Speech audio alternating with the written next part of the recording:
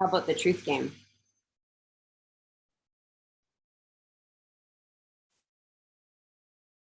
Oh, it's a bit dangerous with pot. Isn't that the fun of it?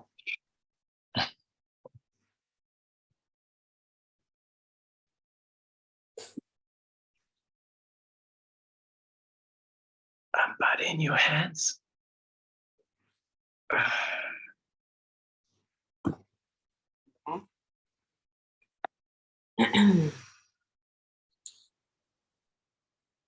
Let's start with who those two gorgeous women were at the party last night. I don't really know. One of them just started talking to me.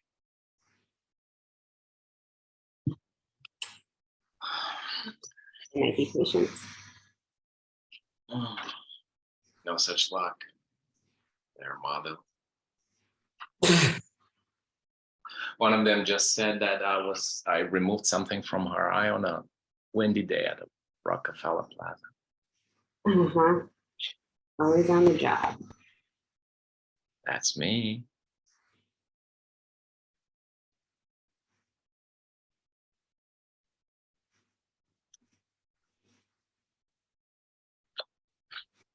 And what do they want from me this time? Buddy, what else?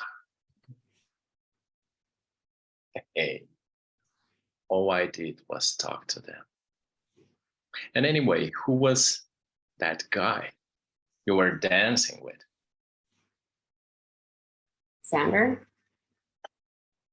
Sander. Who is he? He's a friend of the Zigglers. What does he do? I never actually found out. Rich? He didn't talk like he was. And what did he want?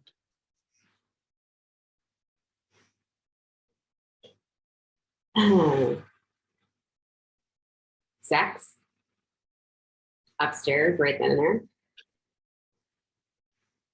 Well, I guess that's understandable. Understandable. Well, you're a beautiful woman. So does exhaustive research show that every man I meet wants to screw me? There might be some exceptions. Okay. So does that mean that every man, with possibly some exceptions, want to screw every beautiful woman, married or otherwise?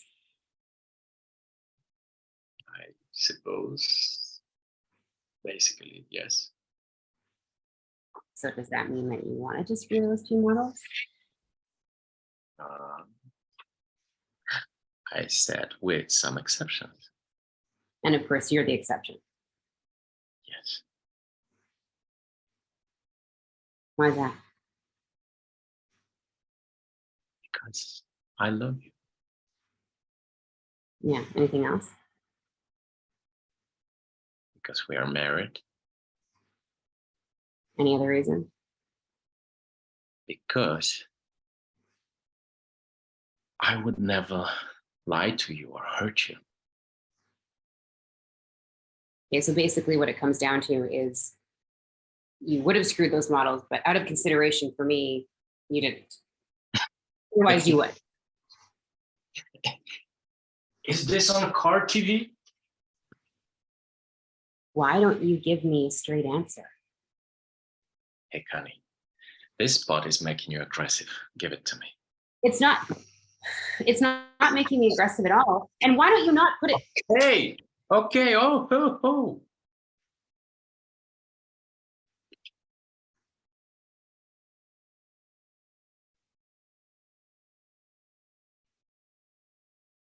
Try to be honest. When some really good looking woman walks into your office to get her tits checked out, is it, or have you, I don't know, ever thought about screwing her? Come on, give me a break. I'm a doctor. This is all very impersonal. And anyway, my insurance requires a nurse, so it's present. You're being evasive. When you're squeezing a woman's tits, is it never anything more than sheer professionalism? Basically, that's all it is. Just basically. Well, there are no absolutes in anything.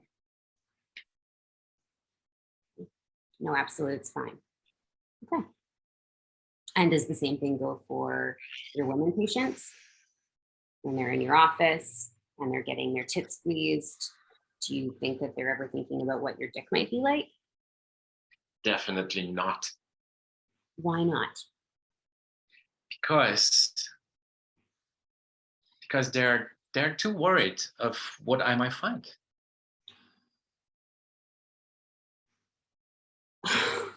You know what I mean.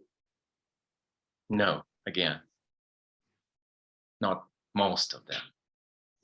Why? I don't know, because most of women are programmed differently from men. Oh, I forgot. Millions of years of evolution, right?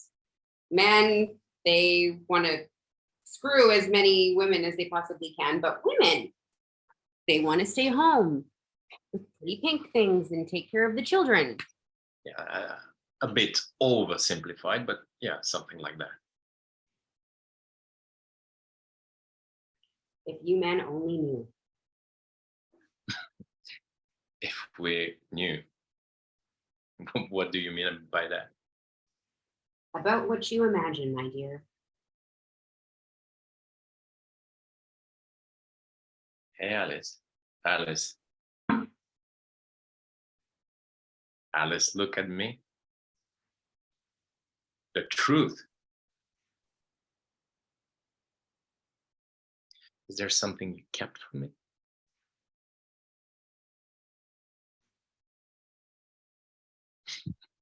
You're just trying to wind me up, huh? You say so. If I say so. If I say so, I'm not gonna get a, I'm not going to get away with this, you know? Seriously. Is there something you haven't told me?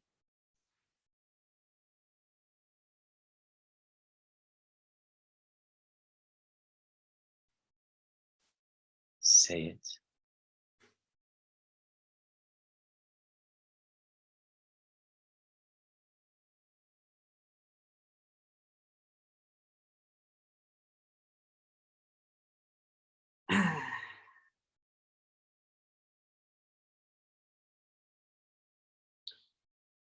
Okay, well,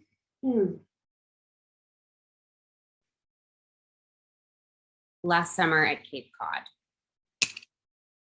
I don't suppose you remember one night in the dining room, there was a young naval officer sitting near us.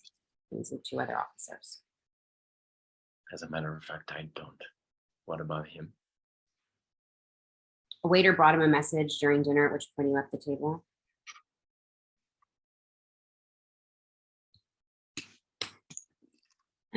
Well,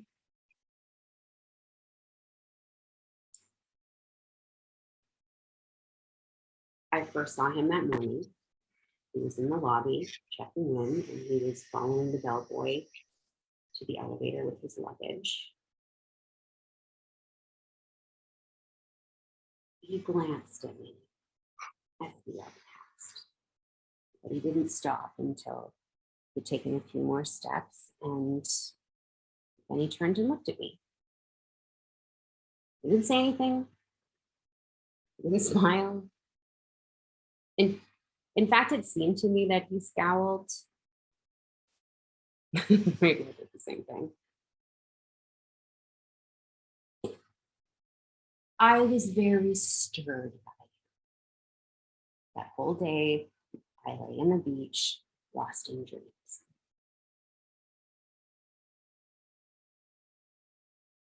Go on.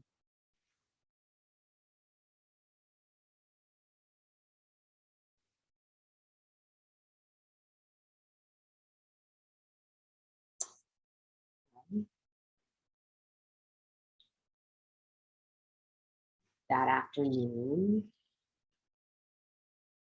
you and I made love. And we talked about our child and our future. Later on, we were sitting on the balcony and he passed below us without looking.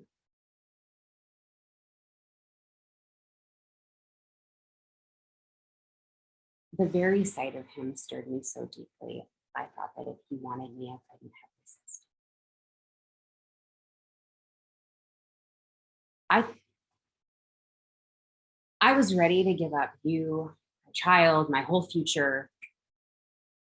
And yet, at the same moment, if you can understand it, you were dearer to me than ever.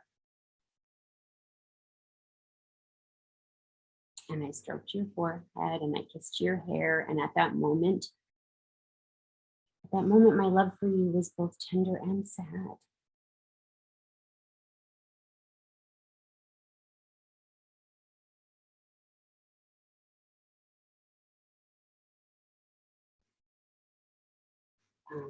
That night, I wore a white rose, and you said I was very beautiful.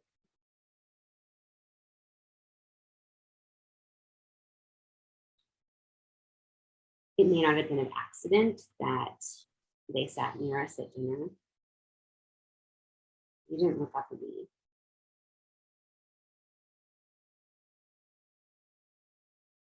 But I actually considered getting up, walking over to the table and like something in a movie saying, "Here I am, my love, for who I have been waiting. Take me."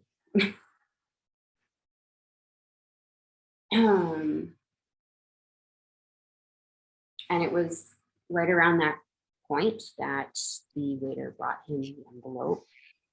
He opened it, read it, turned pale, said goodbye to his friends, got up, and looked at me mysteriously and left the room. I barely slept that night. And I woke up the next morning so agitated. I didn't know if I was nervous that he was gone or that he still might be there. And by dinner, I realized that he was gone, and I breathed a sigh of relief.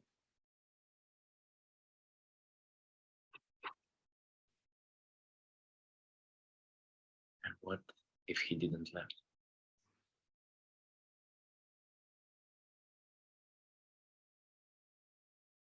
I don't know.